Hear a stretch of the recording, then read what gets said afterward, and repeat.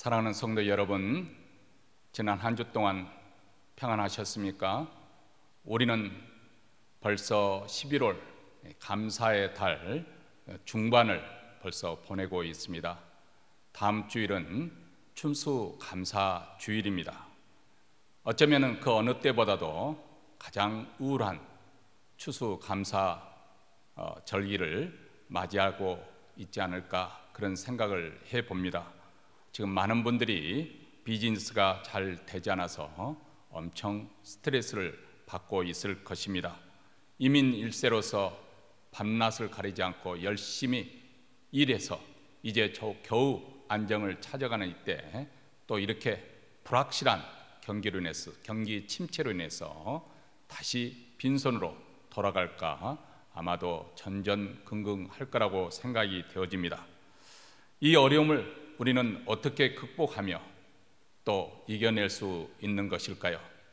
유대인 탈무드에서 세상에서 가장 현명한 사람은 배우는 사람이요, 세상에서 가장 강한 사람은 자기를 이기는 사람이고, 세상에서 가장 행복한 사람은 감사하는 사람이라고 말하고 있습니다. 행복은 감사함에서 온다는 것이겠죠. 행복할 수 있는 비결은 감사하는 사람이 되는 것입니다. 감사하는 사람이 곧 행복한 사람입니다. 이렇게 행복은 감사와 정비례하는데, 그렇다면 이렇게 우울하고 답답한 상황 속에서 우리는 어떻게 무엇을 가지고 감사할 수 있는 것일까요? 심히 답답한 상황 속에서도 우리가 감사할 수 있는 그 근거는 우리 하나님이 선하시고 하나님이 인자하시기 때문에 그렇습니다.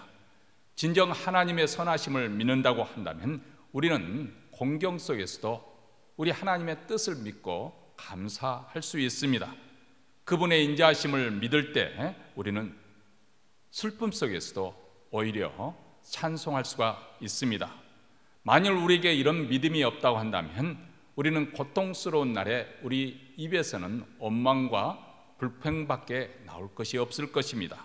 그런데 하나님을 믿기에 그분의 인자하심과 선하심을 믿기 때문에 우리는 오늘도 감사하며 하나님께 찬송하는 것입니다. 매일 우리는 이 믿음으로 하루하루를 살아야 하겠습니다.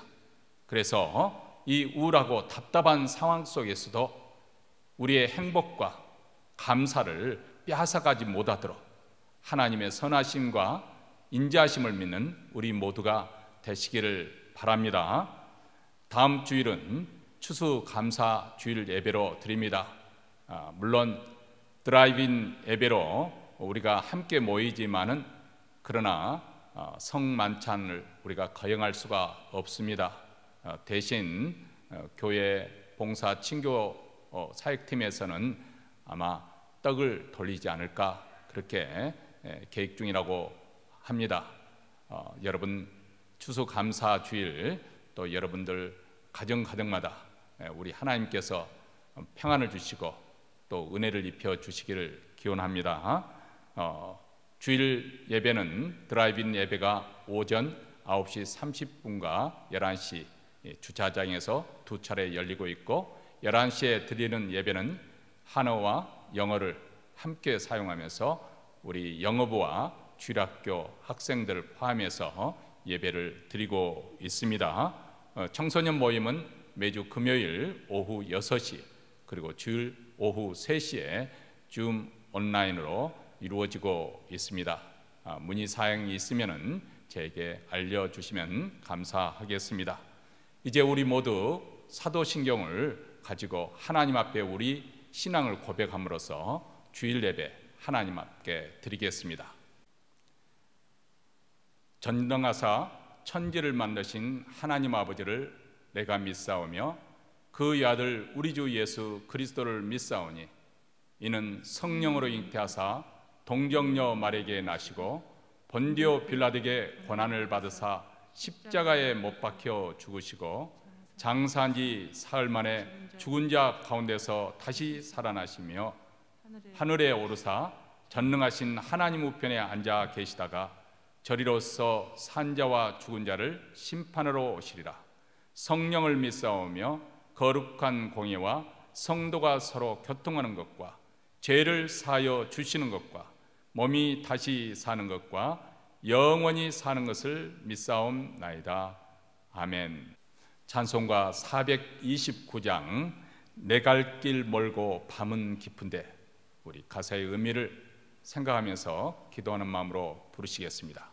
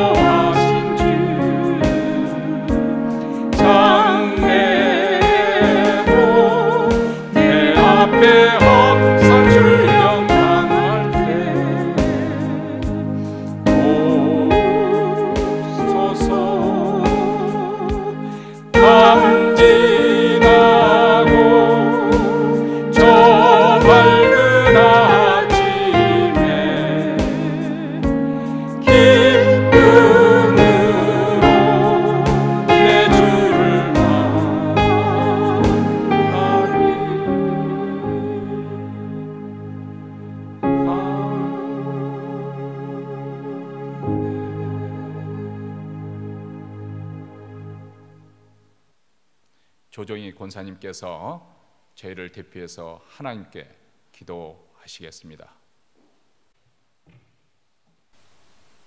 길이요 진리요 생명이신 여호와 하나님, 그 크고 위대하신 구원의 역사로 말미암아 우리에게 새 생명을 주신 하나님의 이름을 찬송하며 존귀와 영광을 돌려드립니다. 오늘도 거룩하고 복된 안식일에 주님을 사모하고 예배를 사모하는 심령을 주사 저희를 예배의 자리로 불러주심에 감사를 드립니다. 간절히 바라옵기는 이 예배를 통하여서 상한 심령이 회복되고 고난 영혼이 소생케 되어 온전히 마음의 안식을 얻는 복된 시간이 되게 하옵소서. 자비로우신 주님, 지난 한 주간도 공고한 세상 가운데에서도 우리의 일상의 삶을 보호하시고 돌보시는 하나님의 은혜 가운데 조금은 지치고 힘들었을지라도 다시금 일어서 소망 가운데 살게 하셨음을 감사드립니다. 용서의 주님, 매일의 삶을 돌아보며 참회의 기도를 드립니다. 우리 속에는 선한 것이 하나도 없고 죄로 물든 추하고 부패한 것들로 인하여서 영혼은 병들고 불순종과 위선으로 인하여 오만한 자리에 서기도 했던 저희들의 연약함과 어리석음과 미련함을 주님의 십자가 아래 내려놓으니 불쌍히 여기시고 주님의 한없는 자비와 긍휼로 용서하여 주옵소서. 하나님 아버지, 세상은 여전히 여러 가지 모양으로 혼란과 혼돈을 거듭하는 속에서 코로나 사태가 길어짐에 따라 우리의 삶 전 영역에 걸쳐 영향을 주고 있음을 숨길 수가 없습니다. 이럴 때에 우리 신앙인들도 자칫 무기력해지고 게을러져서 세상의 거센 풍랑 속에서 방향을 잃고 이리저리 흔들리지 않게 하옵소서. 매 순간순간 말씀 앞에서 자신의 내면의 모습을 정리정돈하며 성령님이 내주하시기에 합당하신 아름다운 성령 성전으로 가꾸어 가게 하시고, 매일의 기도를 통하여서 하나님께서 우리 아버지 되심을 신뢰하면서 신앙인의 정체성을 확인하며 날마다 살아가게 하옵소서. 그래서 마침내 하나님께서 허락하신 날 우리 다시 만나게 될 때 우리 모두가 담대한 신앙의 용사가 되어서 하나님의 기쁨의 자녀가 되게 하시고, 세상 사람들에게는 작은 예수의 모습으로 다가가 소망이 되어주는 이웃이 되게 하옵소서. 하나님 아버지, 주님의 몸된 교회를 위해서 기도드립니다. 예배드리는 일이 중단되지 않도록 여러 가지 모양으로 도와주시고 지켜주시니 감사합니다. 이 코로나 바이러스 위기가 오히려 도전의 기회가 되어 이전보다 더욱더 말씀과 기도가 충만해져서 맡겨진 사명을 잘 감당하는 교회로 든든히 세워가게 하옵소서. 우리 모두 각자 주어진 삶의 자리에서 맡겨주신 은사대로 이웃을 섬기며 교회 공동체를 위하여 헌신의 자리에 기쁨으로 나아갈 수 있게 하옵소서. 이 어려움 중에도 세계 곳곳에서 복음을 전하시는 선교사님들의 사역에 어려움이 없도록 하나님께서 지키시고 도와주시옵소서. 치유하시는 주님, 육체의 질병으로 심신이 공고한 많은 사랑하는 성도들이 있습니다. 바깥 출입이 어려운 연로한 권사님들, 코로나 바이러스 사태로 인하여서 삶의 벼랑 끝에 내몰려 생활고에 힘들어하는 사랑하는 성도들 일일이 찾아가 위로하시고 회복시켜 주시고 삶의 터전을 찾아가는 길을 열어주시기를 간절히 기도드립니다. 남편을 먼저 떠내보내고 슬픔 가운데 있는 양재네오 집사님 심령과 그 가정 위에 주님만이 줄 수 있는 평강으로 위로받게 하시고, 모든 장례 절차가 하나님의 은혜 가운데 잘 진행될 수 있도록 도와주시옵소서. 이제는 하나님께서 기름 부어 세우신 사랑하는 이강우 목사님 단위에 세우셨사오니 성령님께서 함께 하시고 진리의 말씀을 통해 하나님의 임재를 경험하는 귀한 은혜의 시간이 되게 하옵소서. 모든 영광 하나님께 돌려드리며 우리의 방패가 되시는 예수 그리스도의 이름으로 기도드리옵나이다. 아멘.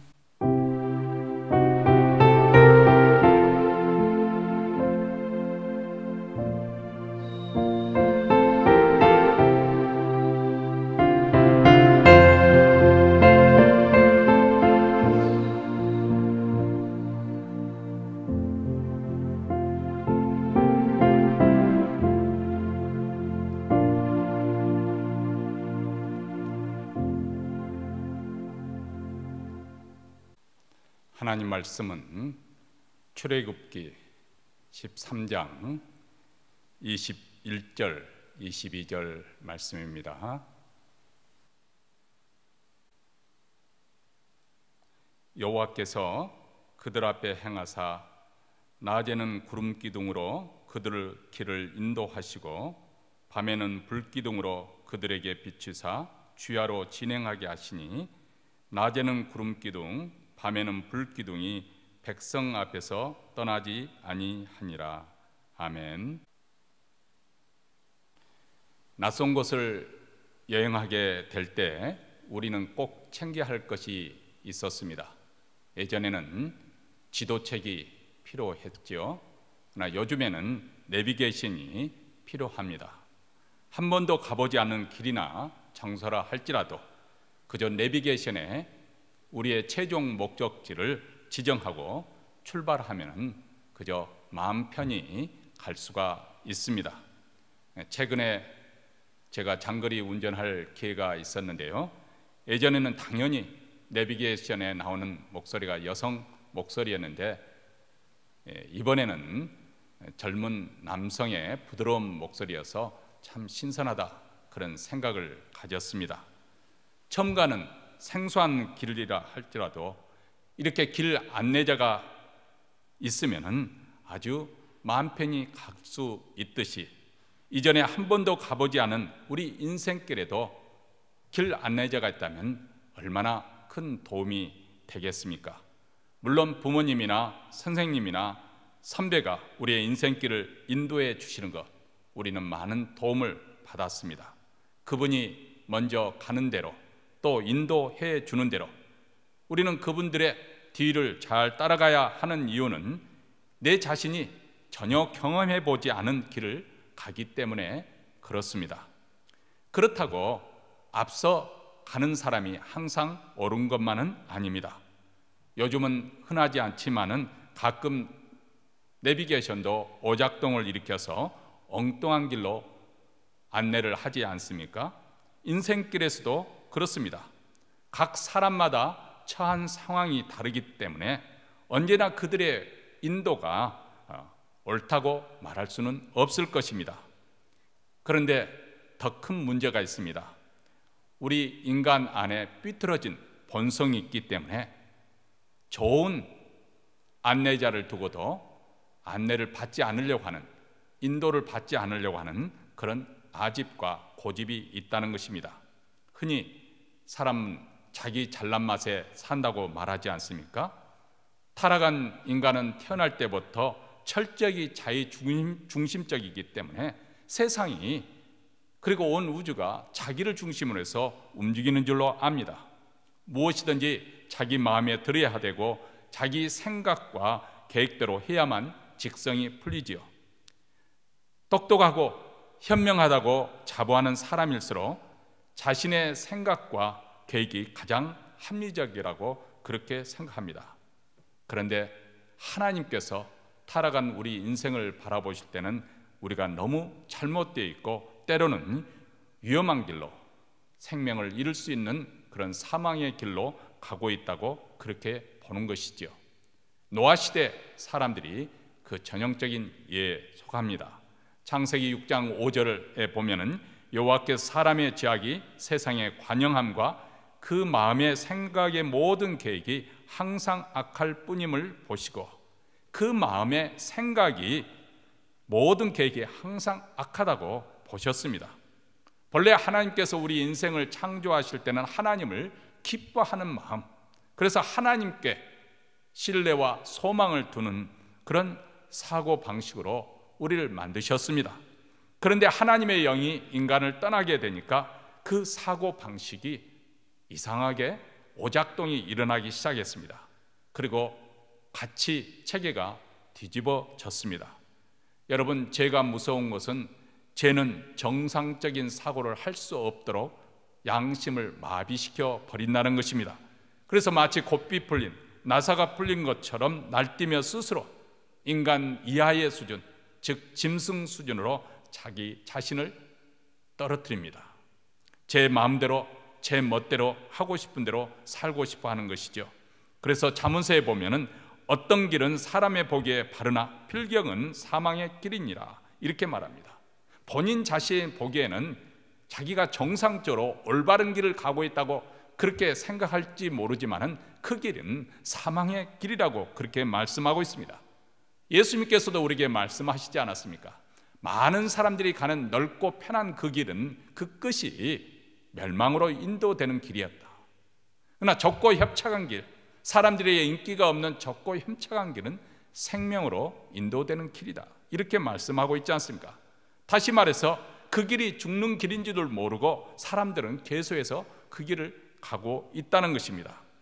그런데 하나님의 은혜를 입은 사람은 하나님께서 그를 선한 길로 인도해 주십니다. 설령 잘못된 생각으로, 잘못된 선택으로 위험한 길을 갈 때에도 우리 하나님께서는 우리를 버리지 아니하시고 함께 하셔서 때로는 우리를 일깨워 주시고 우리가 마땅히 가야 할 길을 깨닫게 하시면서 지도해 주십니다. 힘들고 지쳐 어찌할 바를 모를 때는 하나님께서 우리를 붙잡아 주시고 또 때로는 우리를 안고 가 주십니다. 하나님의 말씀과 성령을 통해서 우리의 인생길을 인도하시며 지도해 주시는 것이죠. 그래서 성경은 우리에게 이렇게 당부를 하고 있습니다. 잠언 3장 5절과 6절 말씀입니다. 너는 마음을 다하여 여호와를 신뢰하고 내 명철을 의지하지 말라. 너는 범사에 그를 인정하라. 그리하면 내 길을 지도하시리라. 먼저 마음을 다해서 하나님을 의지하라, 의뢰하고 신뢰하라고 말합니다. 범사의 주님을 인정하십시오. 그분의 주권을 받아들이십시오. 그러면 주께서 여러분의 인생길을 지도해 주시겠다고 약속하고 있습니다. 시편에서도 이렇게 말씀합니다. 내 길을 여호와께 맡기라. 그를 의지하면 그가 이루시고 내 의를 빛같이 나타내시며 내 공의를 정오의 빛같이 하시리로다. 이렇게 시편 37편 5절과 6절에서 말씀하고 있습니다. 마음을 다해서 하나님을 신뢰하고 의뢰하면 하나님께서 그 길을 인도해 주신다는 것입니다. 오늘 말씀 제목이 나를 인도하시는 하나님이십니다. 사람도 아니고 내비게이션 기계도 아닙니다. 하나님께서 우리의 인생길을 인도해 가신다는 것입니다. 특별히 코로나 팬데믹 현상을 맞이한 이 시대, 정말 불확실한, 내일 어떤 일이 벌어질지 모르는 이런 불확실한 길, 이전에 전혀 경험해 보지 못한 정상적이 아닌 비정상적인 것이 정상적으로 취급이 되는 이 뉴 노멀 시대, 우리는 살고 있는데, 바로 이렇게 불확실한 장래, 앞일을 두고 우리가 하나님의 인도함을 받는다면 얼마나 안심이 되고 든든하겠습니까? 이런 경험이 가득한 사람들의 이야기가 바로 성경에 가득 차 있습니다. 오늘 본문에도 출애굽한 이스라엘 백성들이 하나님께 어떻게 인도함을 받고 있는 모습을 그려주고 있지 않습니까? 여러분, 구약 성경에서 애굽은 오늘날 그리스도인들에게 있어서 세상과 같습니다. 이스라엘은 애굽에서 바로를 위해서 노예 생활을 400년 동안 해왔습니다.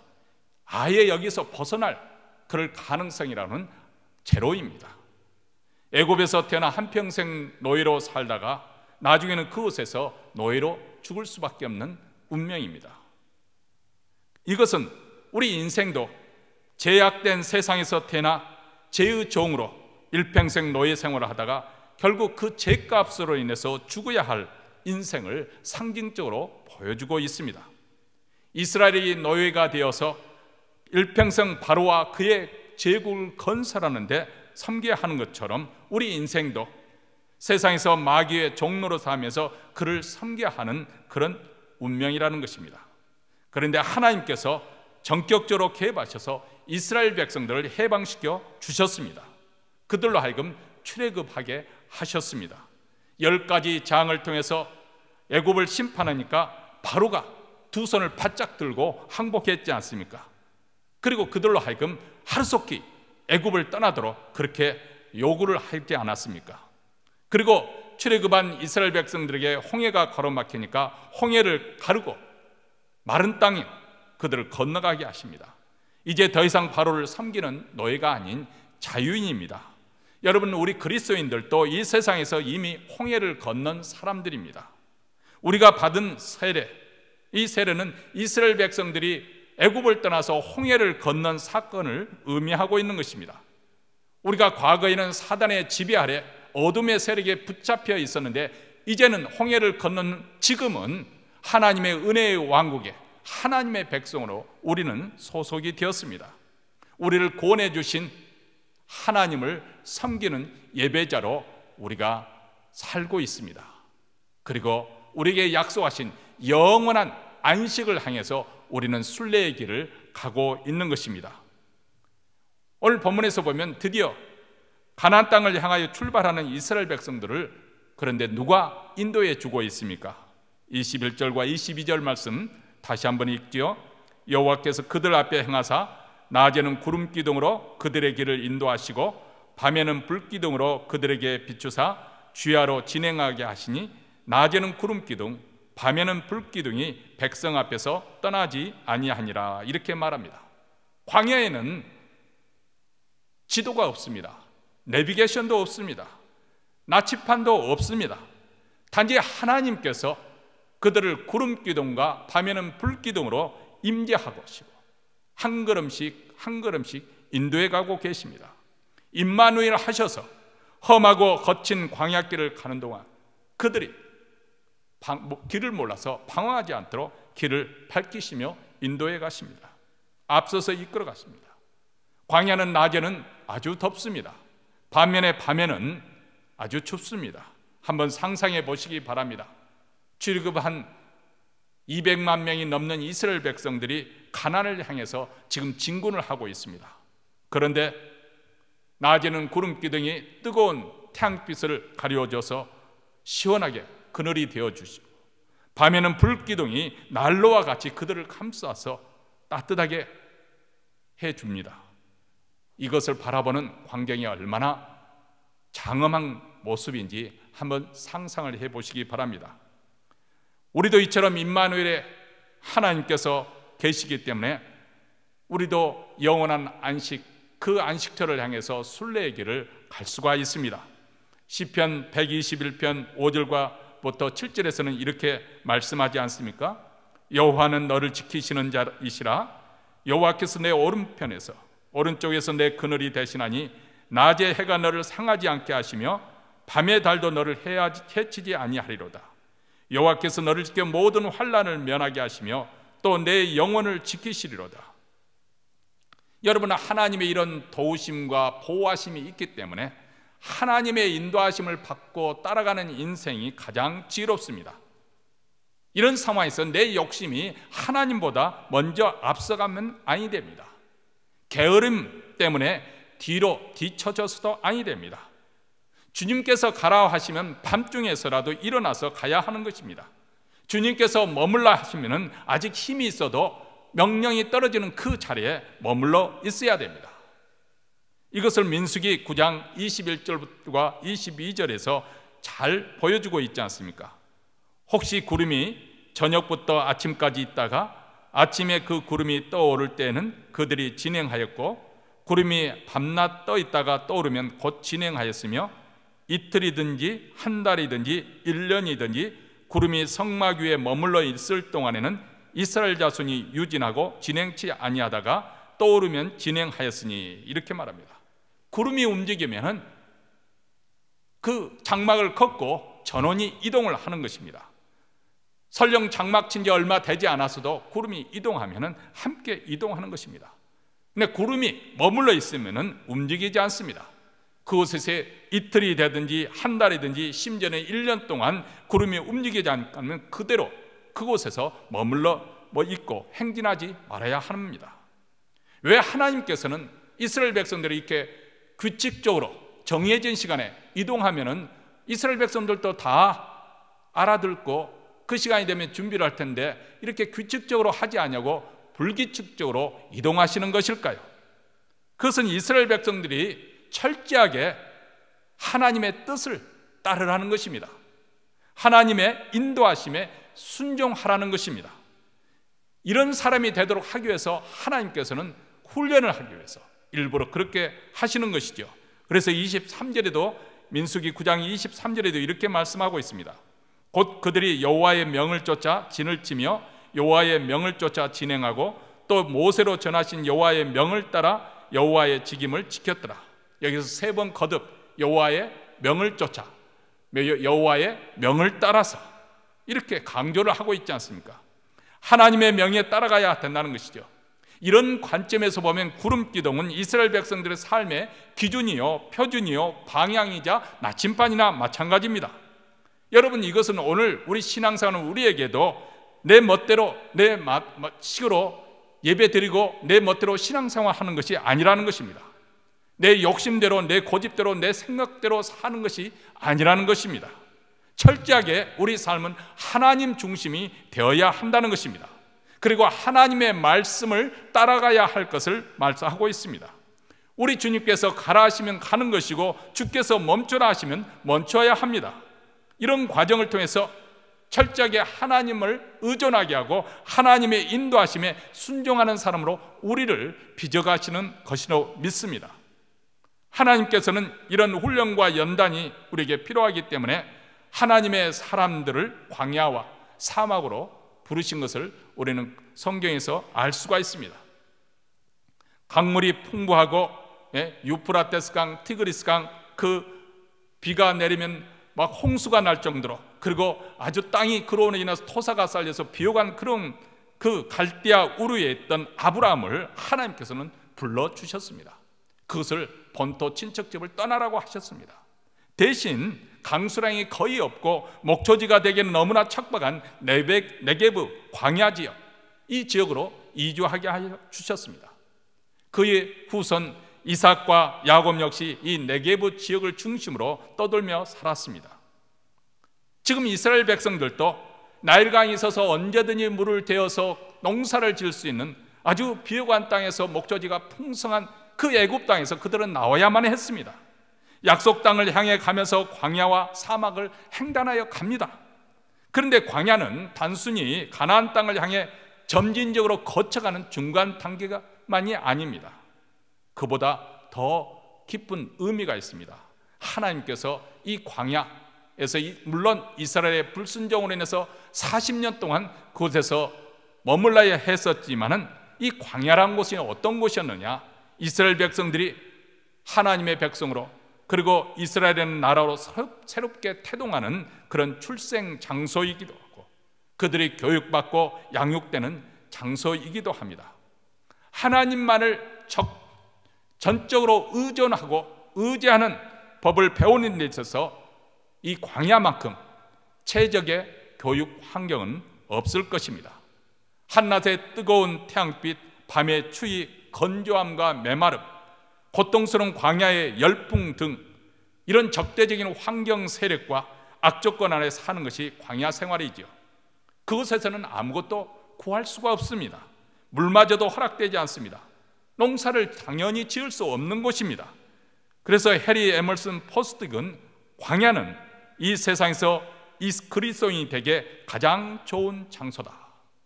우리 인간이 볼 때는 생존하기 어려운, 잘 살기에 부적합한 척박한 땅인데 그리스도인으로 살아가는 데서는 최적합의 환경이라고 이렇게 말하고 있습니다.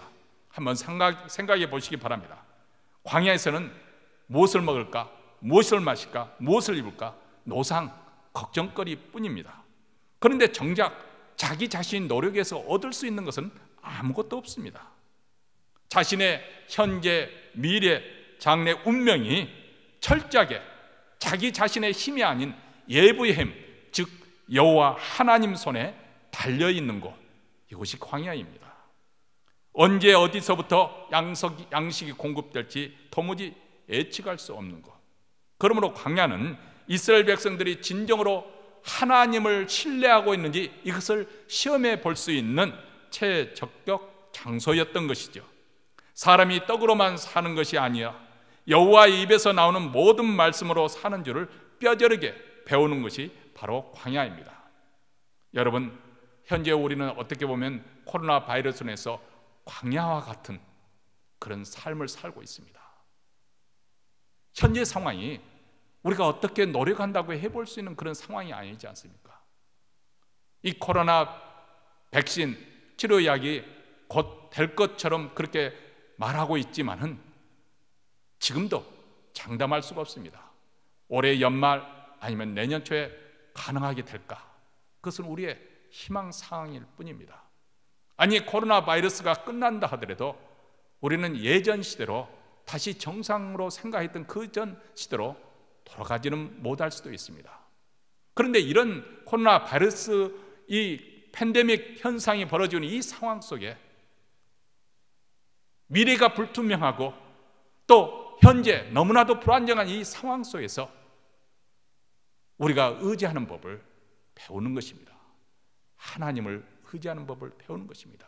이전에는 잘 나갈 때는 내 노력과 내 힘으로만 노력해도 잘 될 줄로 생각했었습니다. 내 힘으로 나도 인생 잘 멋있게 아메리칸 드림을 이루고 잘 살 줄로 생각했습니다. 뭐 어떤 분은 나는 선교 가겠다 그렇게도 계획을 했습니다. 그러나 팬데믹이 일어나니까 이 모든 것이 다 무의로 끝나고 말았습니다. 우리에게 필요한 것은 계획이 아니라 우리에게 필요한 것은 노력이 아니고 지금 하나님의 의지하는 법을 처음부터 다시 배우는 그런 시간입니다. 그런데 광야에서 하나님께서 보여주신 긍휼과 은혜와 신실과 인애에 대해서 이스라엘 백성들은 어떻게 반응을 보였습니까? 그들은 항상 원망과 불평으로 응답했습니다. 하나님을 신뢰하지 못했고 인내하지 못했습니다. 그래서 그들의 마음은 사막처럼, 광야처럼 척박해져 갔습니다. 그들의 생각은 광야처럼 거칠어져 갔습니다. 그들은 하나님이 이 광야에서 능히 식탁을 준비할 수 있겠는가? 그가 그의 백성을 위해서 고기를 예비할 수 있겠는가? 이렇게 말하면서 하나님을 원망하며 시험했습니다. 여러분, 이 불평하는 그들이 누구입니까? 하나님께서 위용을 보이시고 그것을 친히 목격한 사람들이 아닙니까?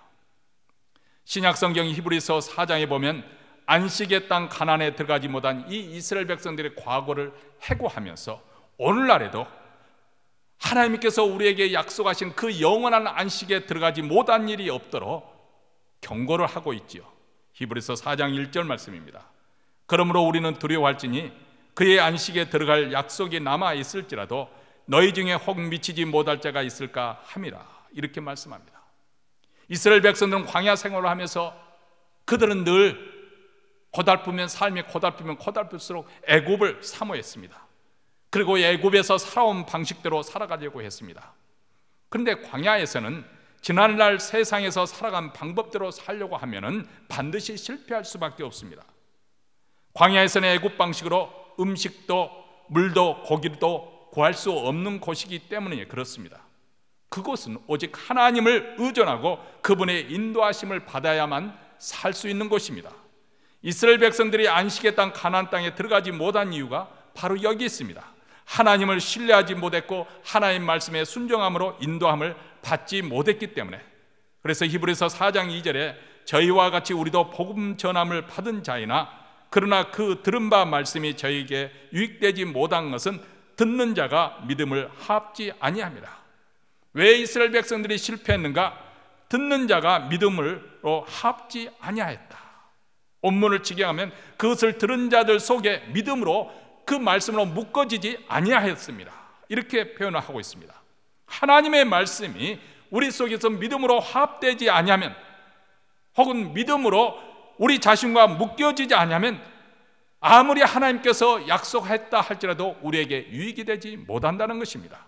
이 일은 오늘 사는 우리 그리스도인들에게 경종이 됩니다. 그러므로 우리는 두려워할지니 그의 안식에 들어갈 약속이 남아있을지라도 너희 중에 혹 미치지 못할 자가 있을까 함이라. 이렇게 말씀합니다. 여러분이 옛적 이스라엘 백성들이 안식의 땅인 약속의 땅인 가나안 땅에 들어가는 그 노정은, 모든 과정은 마치 오늘날 그리스도인들이 하늘에는 영원한 안식처로 나아가는 순례의 길에 한 하나의 그림자입니다. 그러므로 이스라엘 백성들이 가나안 땅에 들어가는 것에 실패한 것처럼 우리에게 천국에 대한 하나님의 약속이 있을지라도 그 약속하신 천국에 미치지 못할까 있을까 두려워하라고 말씀합니다. 하나님 말씀을 듣고서도 믿음으로 합하지 아니하면 내게 아무 소용이 없다는 것입니다. 그래서 이스라엘 백성 그 출애굽한 1세대 사람들은 가나안 땅에 들어가기에 실패했습니다. 그런데 그 다음 세대는 가나안 땅에 들어갔지요. 왜냐하면 그전 세대 실패를 반면 교사로 삼아서 하나님의 말씀에 철저히 그들은 순종했기 때문에 그렇습니다. 그래서 가장 대표적인 사례가 바로 여리고성 함락 작전입니다. 그 다음 세대는 40년 광야 훈련을 잘 마친 후에 요단강을 건너서 마침내 가나안 땅에 들어갔습니다. 그리고 그들이 첫 번째 부딪힌 장벽이 바로 여리고성이었죠. 이 난공불락의 여리고성이 어떻게 무너뜨리고 함락시킬 수 있겠습니까? 하나님께서 여호수아에게 가르쳐준 전략은 정말 상상하지 못했던 그런 방법이었습니다. 그것은 바로 성벽을 돌아라는 것입니다. 하루에 한 차례씩 엿새 동안 성벽을 따라 돌라고 말씀하고, 제7일째 되는 날은 7바퀴 돈 후에 제사장들이 일제히 나팔을 불고 과음을 그때 지르라고 그렇게 말합니다. 여러분, 인류가 전쟁을 시작한 이래 이 사건을 빼고 도대체 어떤 문헌에도 이런 전략은 발견할 수 없을 것, 아주 희한한 전술입니다. 도대체 성벽을 도는 것과 여리고성이 무너지는 것과 무슨 상관관계가 있겠습니까? 도대체 이해가 되지 않고 또 그 명령 따르기가 어렵습니다. 더군다나 그 7바퀴, 하루에 한 바퀴씩 하고 제7일에 7바퀴 도는 그 동안에는 침묵을 지키라고 명령을 하고 있습니다. 이스라엘 백성들이 얼마나 궁금했겠어요. 물어보고 싶은 것이 얼마나 많았겠어요. 그런데 그들은 일제히 순종을 하지요. 왜냐하면 광야 40년 훈련을 그들로 하여금 그렇게 명령에 따르도록 하였기 때문에 그렇습니다. 철저하게 하나님의 인도하심을 받는 훈련을 받았기 때문에 그분의 뜻에 순종하였던 것입니다. 여러분은 지금 어떤 상태입니까? 여호와 하나님의 인도하심의 속에 있는 상황입니까? 아니면 여전히 세상에 따라서 표류하고 방황하고 있는 상황입니까? 우리 주님의 뜻보다도 여전히 자기 계획과 자기의 뜻, 자기의 생각, 꾀를 더 앞세우면서 하나님보다 더 앞서 가려고 하고 있습니까? 아니 어쩌면은 하나님의 명령이 분명히 떨어졌음에도 불구하고 여전히 주저하며 게으름을 피우고 있지는 않습니까? 사실 우리가 예수를 믿기 전에는 죄와 허물 가운데 죽어 있기 때문에 영적으로 죽어 있어서 영적 세계를 감각할 수가 없었습니다. 하나님 말씀을 들어도 그것을 깨달을 수가 없었습니다. 하나님의 신령한 세계에 그것을 느낄 수가 없었습니다.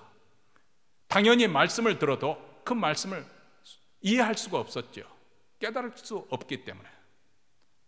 그런데 이렇게 말씀을 들어도 하나님의 음성을 들을 수 없는, 그래서 하나님의 인도함을 받지 못하는 그런 영적 무지 가운데서 영적 흑암 속에 우리가 살고 있었는데 성령께서 우리 안에 놀라운 변화를 일으키셨습니다. 우리를 하여금 영적으로 다시 거듭나게 하는 놀라운 변화가 일어나서, 그래서 우리 영의 기능이 다시 살게 되었습니다. 말씀을 들으니까 깨달아지고 믿어집니다. 말씀을 통해서 하나님께서 우리의 인생길을 지도하시는 그 길에 순종할 수가 있습니다. 요한복음 10장 27절에 목자이신 주님의 음성을 듣고 우리 양들인 우리가 따라갈 것을 이렇게 말씀합니다. 내 양은 내 음성을 들으며 나는 저희를 알며 저희는 나를 따르느니라. 이렇게 말씀합니다. 여러분, 우리는 내가 가고 있는 인생길을 다 알 수가 없고 또 내 힘으로 어떻게 해볼 수 없는 그런 한계, 그런 때가 아주 많습니다. 그래서 처음부터 끝까지 우리는 하나님의 인도하심이 필요한 존재입니다.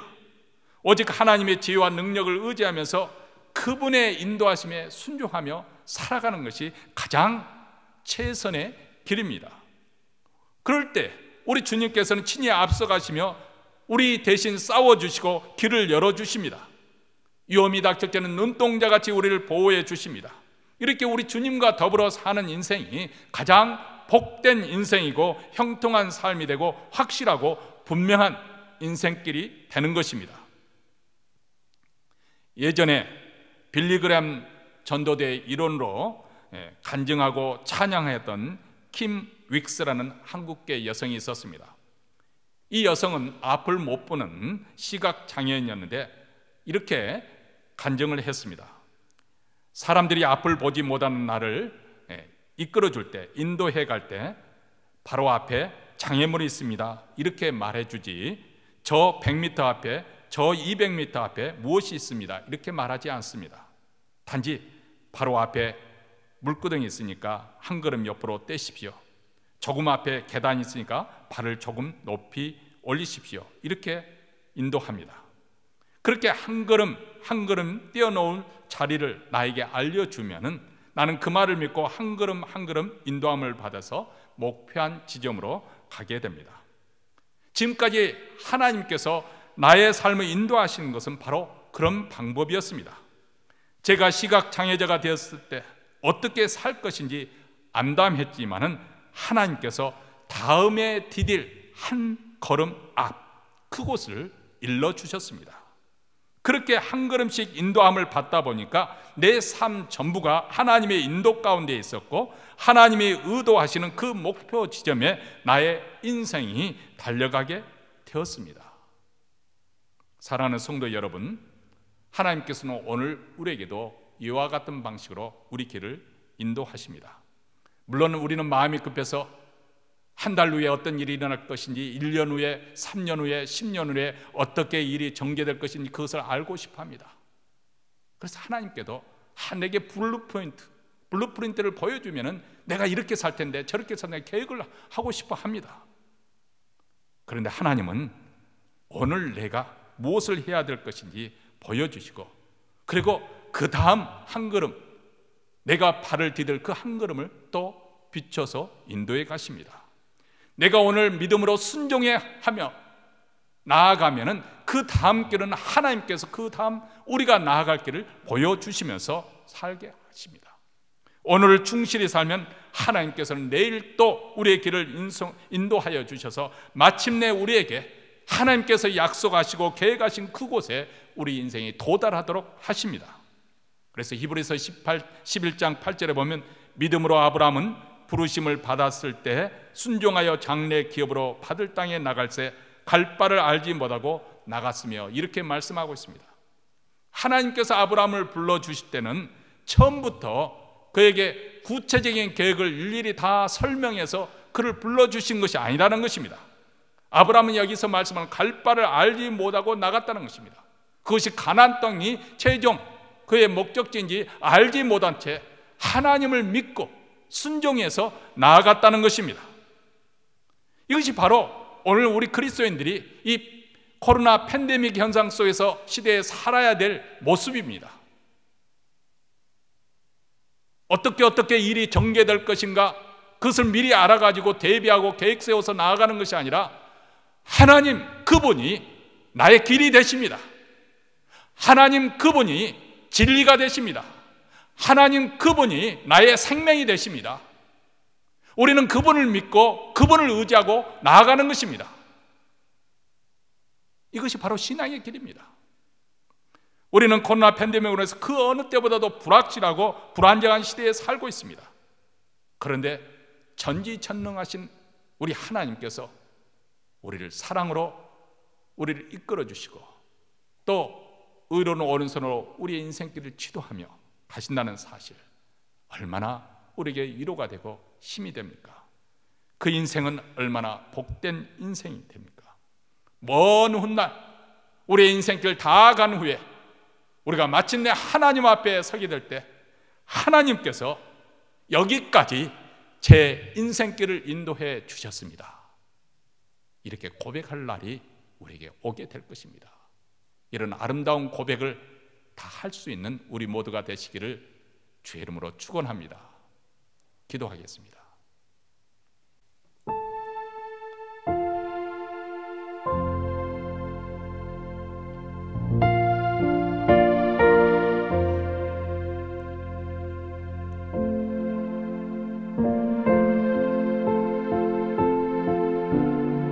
사랑하는 성도 여러분, 여러분은 날이 가면 날이 갈수록 하나님의 음성, 목자가 양을 부르는 음성을 더 또렷하게 듣고 있습니까? 인도하심 속에 내 자신이 있는 것입니까? 세월이 흘러갈수록 우리가 가야 할 영원한 안식처, 거룩한 성, 천국이 갈수록 더 뚜렷하게 보이고 있습니까? 아니면 지금도 여전히 세상 흑암 속에서, 영적 무지 속에서 갈 바를 모르고 우왕좌왕, 오늘 세상에 이런 소식 들으면은 우울하고 저런 소식 들으면은 기쁘고, 이렇게 하루하루 변덕을 부리는 그런 인생입니까? 아니면 하나님의 말씀이 우리 중심을 묶어내고 우리는 그 말씀을 통해서 하나님의 음성을 듣고 매일 순종하며 인도함을 받는 복된 인생입니까?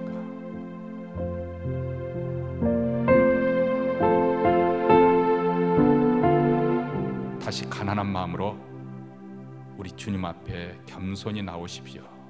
목자의 음성에 귀를 기울이십시오. 그분의 인도함을 받는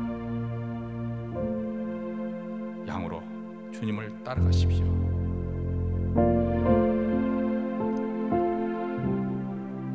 하나님 아버지 감사합니다.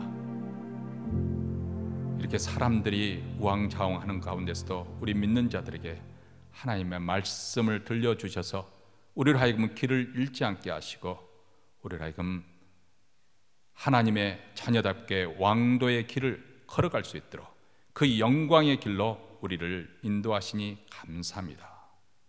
저희들로 하여금 우리 주님의 음성 놓치지 않고 말씀을 통해서 기도 생활을 통해서 우리가 주님의 인도함을 받고자 합니다.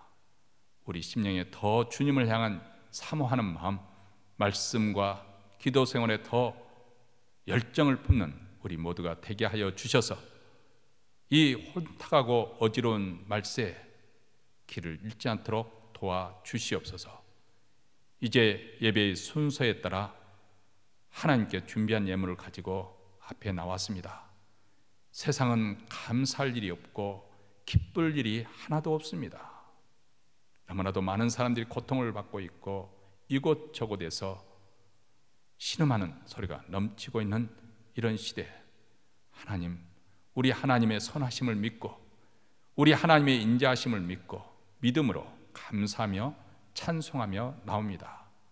여기에 우리의 믿음의 표로 하나님께 예물을 바치오니 주여 받아 주시옵시고 이 예물이 쓰는 것마다 우리 주 예수 그리스도의 복음이 땅끝까지 전파되며 특별히 우리 북한 동포에까지 우리 하나님께서 긍휼히 여겨 주셔서 이 복된 소식이 증거되게 하여 주시고 또 오늘 또 믿음으로 나온 사랑하는 성도들 가정마다 평강에서 평강으로 지켜주시며 그들의 먹을 것과 입을 것과 누울 것을 책임져 주셔서 저들로 하여금 힘써 하나님의 나라를 구하게 하시며 또 오늘 이 시간에도 병상에 누워있는 많은 성도들 그리고 상을 맞는 가정에도 우리 하나님 위로하심과 또 긍휼하심이 충만하게 임하게 하여 주시옵소서.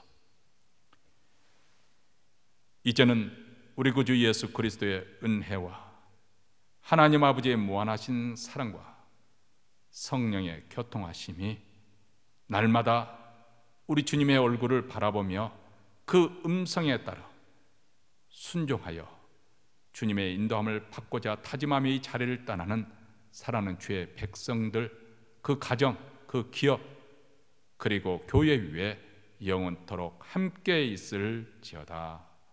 아멘.